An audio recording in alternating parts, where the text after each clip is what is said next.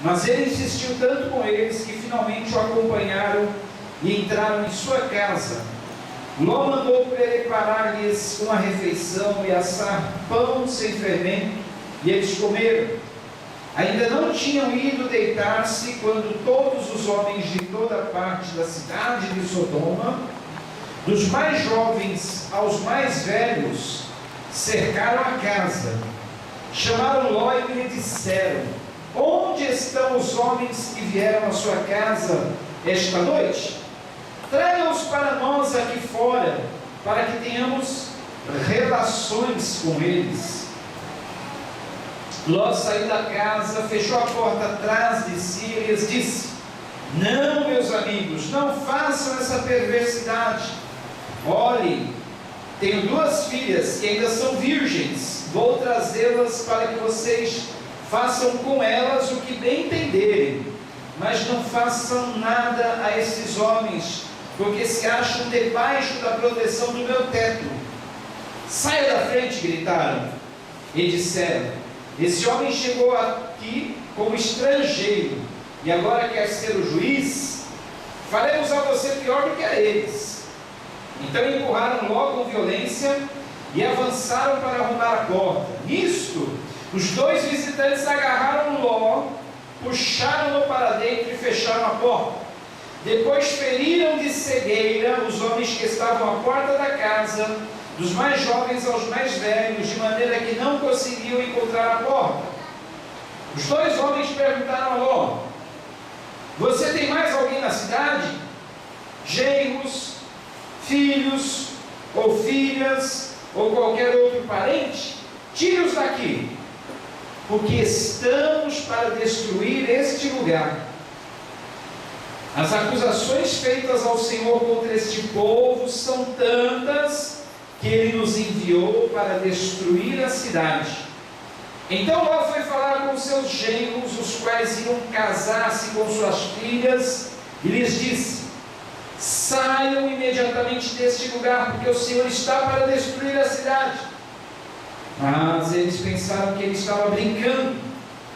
Ao raiar do dia, os anjos insistiam com Ló, dizendo: depressa, leve daqui sua mulher e suas 2 filhas, ou vocês também serão mortos quando a cidade for castigada.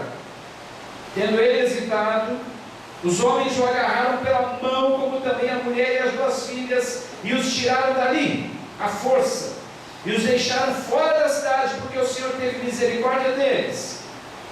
Assim que os tiraram da cidade, um deles disse a Ló: fuja por amor à vida, não olhe para trás e não pare em lugar nenhum da planície, fuja para as montanhas, ou você será morto.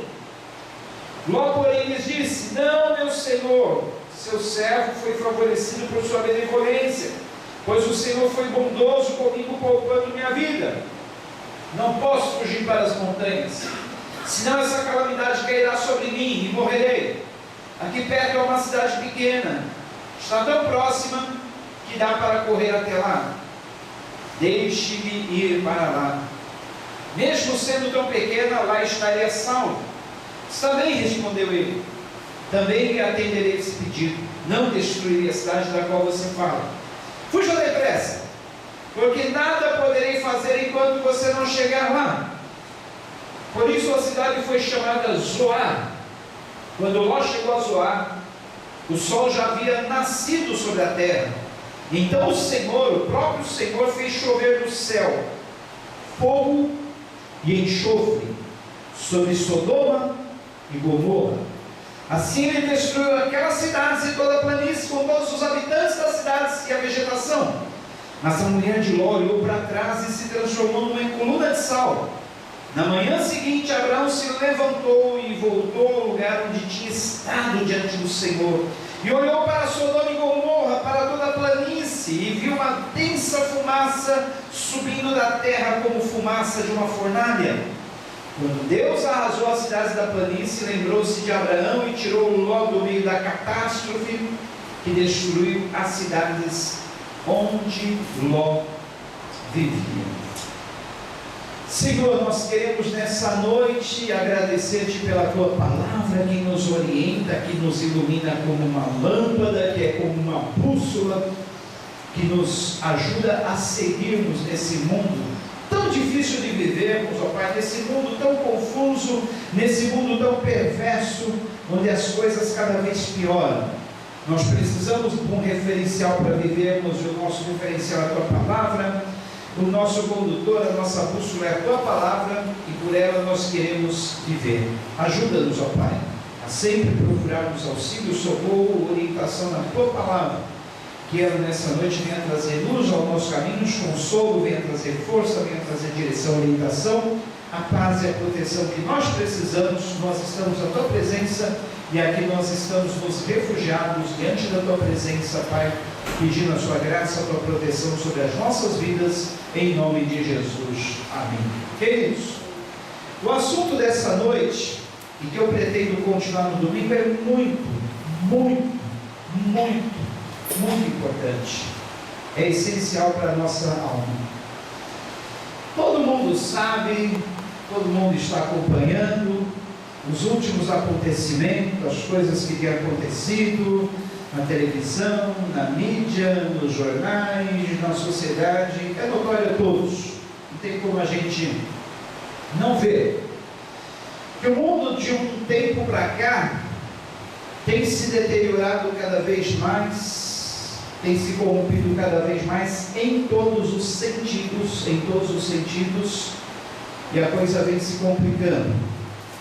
Está difícil viver nesse mundo, está difícil para as nossas famílias, está difícil para os nossos filhos, está difícil para essa geração, e vai complicar muito mais ainda para a futura e para as futuras gerações que vêm por aí. Um especialista em assuntos sociológicos estava dizendo o seguinte: vamos dizer que nós estamos na geração X, a próxima geração que vem é a geração Y, e a outra geração é a geração Z. Na nossa atual geração, 40% das pessoas, elas são favoráveis à ideologia de gênero. Vocês sabem o que é ideologia de gênero? No princípio criou Deus homem e mulher, macho e fêmea os criou. Macho e fêmea os criou. Criou o homem, homem, a mulher, mulher. Hoje, através da ideologia de gênero, não é somente homem e mulher. A sociedade diz que há uma terceira situação. O homem pode ser mulher, a mulher pode ser homem. Esse especialista em assuntos sociológicos estava dizendo que a nossa geração hoje é uma geração que vem combatendo de uma forma ou de outra, uma grande parte da população, vamos dizer assim, mais da metade, combate essa questão, ideologia de gênero. Já há uma outra parte que, além de ser favorável, ainda é contra os que combatem e, de uma forma ou de outra, incentivam e até impõem essa situação sobre a vida das pessoas. É interessante, esse sociólogo estava dizendo o seguinte: há muito tempo atrás, não muito tempo atrás, mas vamos dizer, há um tempo atrás, o homossexualismo era proibido. De um tempo para cá, ele passou a ser tolerado. Hoje ele é incentivado. Amanhã, pasmem, ele será obrigatório. Nós estamos nessa situação de proibido que já foi, passou a ser tolerado, de tolerado hoje ele é incentivado, e amanhã será obrigatório. Então o sociólogo está dizendo assim: a nossa geração Z é uma geração que tem se posicionado contra esse choque de gerações. Já a próxima geração, 40% da população serão favoráveis à ideologia de gênero. A outra geração que vem por aí a geração dos filhos dos nossos filhos, pasmem, 60% da população se declarará que são a favor do homossexualismo, do lesbianismo, da ideologia de gênero. Olha como a situação estará daqui 2 gerações. Próxima geração, 40% favoráveis, porque até os dias de hoje, essa situação é combatida. Ainda existe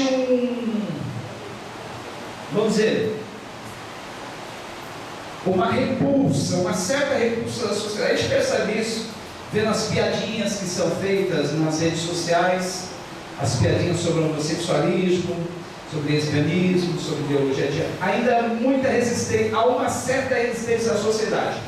Já na futura geração, a geração dos nossos filhos, a coisa vai estar mais ou menos dividida, 40% a favor. E na outra futura geração dos filhos dos nossos filhos, mais da metade da população vão ser a favor.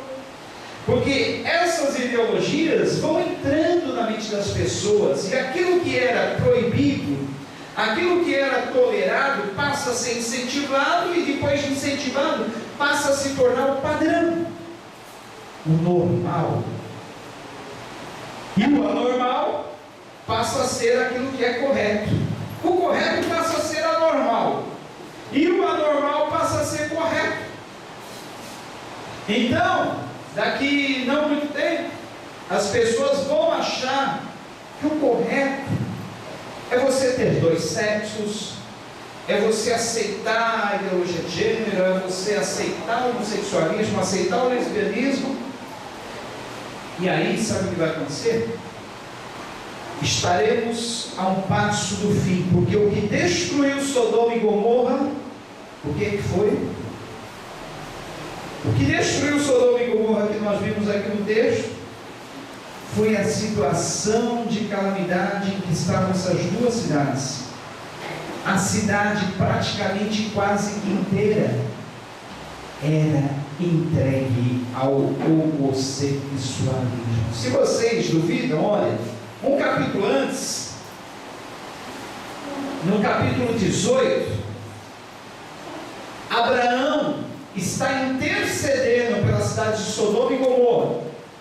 Deus, como era amigo de Abraão, falou para Abraão: olha, Abraão, eu vou destruir Sodoma e Gomorra, porque a situação dessas 2 cidades está calamitosa, o seu pecado fede aos meus narizes com um mau cheiro terrível, e eu não estou mais suportando a situação que se encontra essas 2 cidades.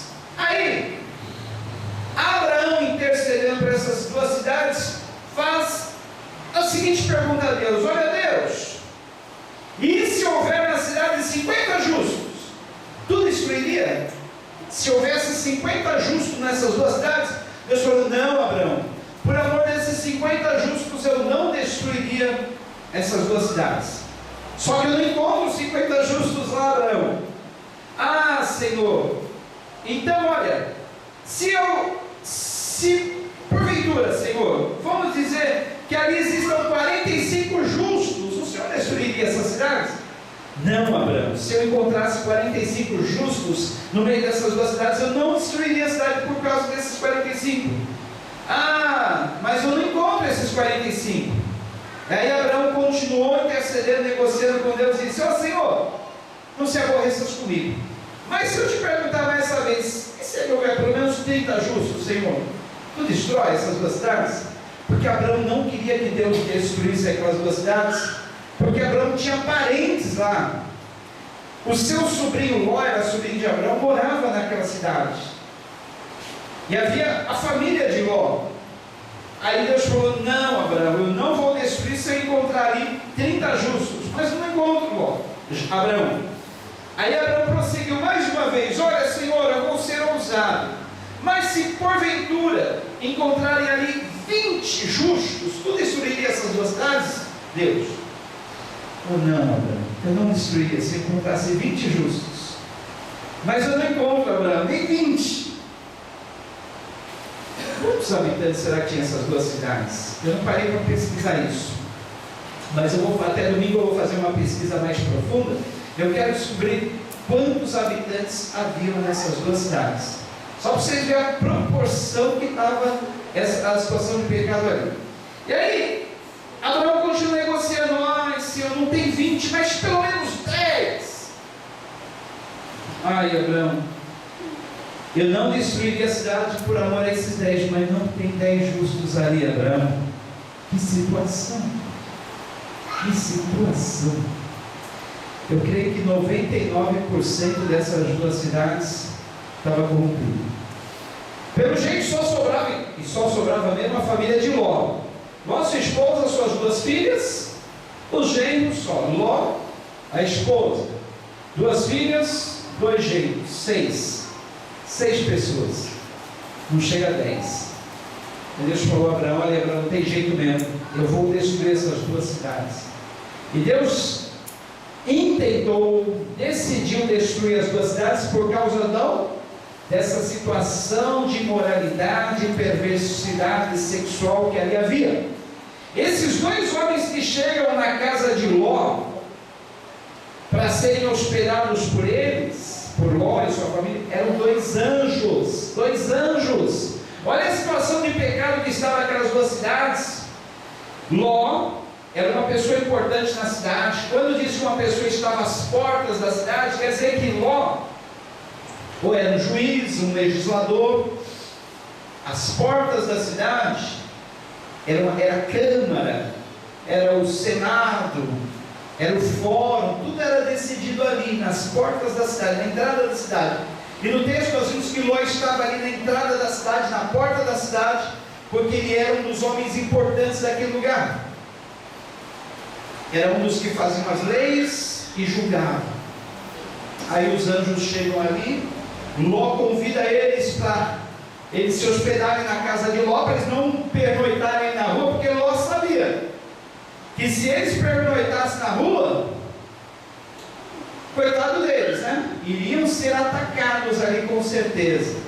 E mesmo Ló chamando aqueles dois anjos para casa, na mesma noite, os homens cercaram a casa de Ló, bateram com a mão: Ló, traz para fora esses dois homens bonitos que chegaram aí, porque certamente, por eles serem anjos, eles deveriam ter um aspecto bonito.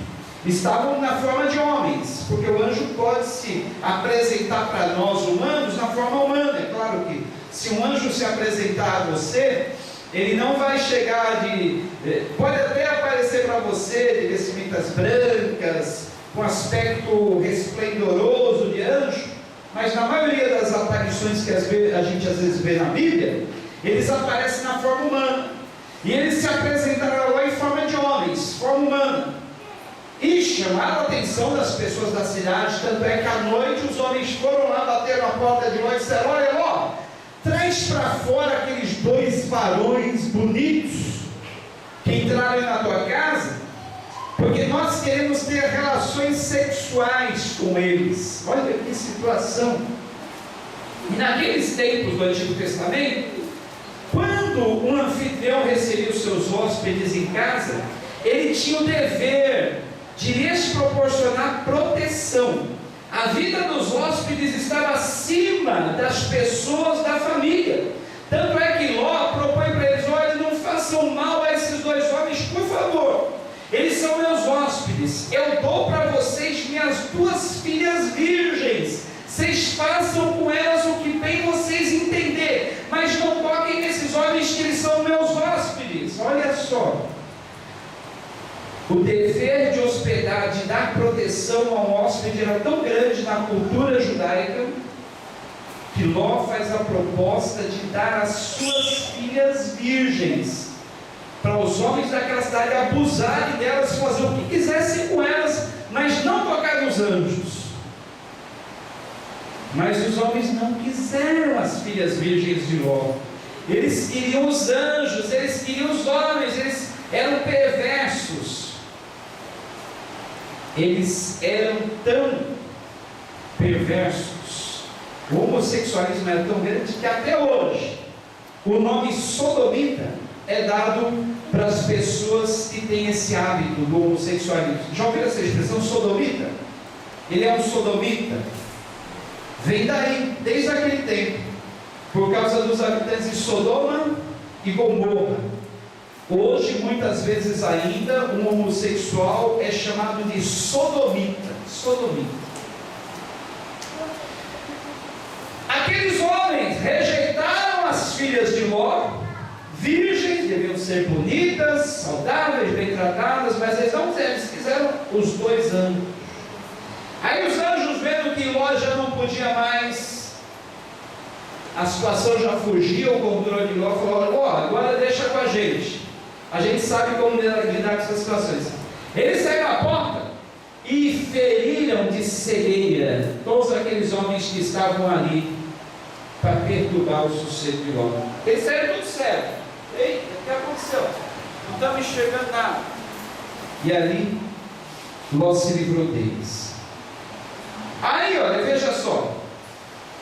Depois de ferirem de cegueira os homens que estavam à porta da casa, dos mais jovens aos mais velhos, era tanto os jovens como os velhos, envolvidos nesse pecado, nessa corrupção, nessa podridão, nessa sujeira. Eles não conseguiram mais encontrar a porta da casa. Aí os dois homens perguntam a Ló: você tem mais alguém na cidade? Genros, filhos ou filhas ou qualquer outro parente? Tire-os daqui, porque estamos para destruir esse lugar. As acusações feitas ao Senhor contra esse povo são tantas que Ele nos enviou para destruir a cidade. Olhem, o bom é saber que mesmo em meio às destruições desse mundo, mesmo quando Deus decide destruir uma cidade, decide destruir um lugar, decide destruir uma população, Ele pensa primeiro nas famílias dos justos. Olha como é importante nós sermos chamados justos diante do Senhor. Ló era conhecido como um homem justo diante do Senhor. Vamos dizer que ele era um crente daqueles dias. Quem são os justos hoje? No meio dessa população corrompida, no meio desse mundo corrompido, os justos somos nós. Você pode até dizer: olha, pastor, mas eu acho que eu não sou tão justo assim, não.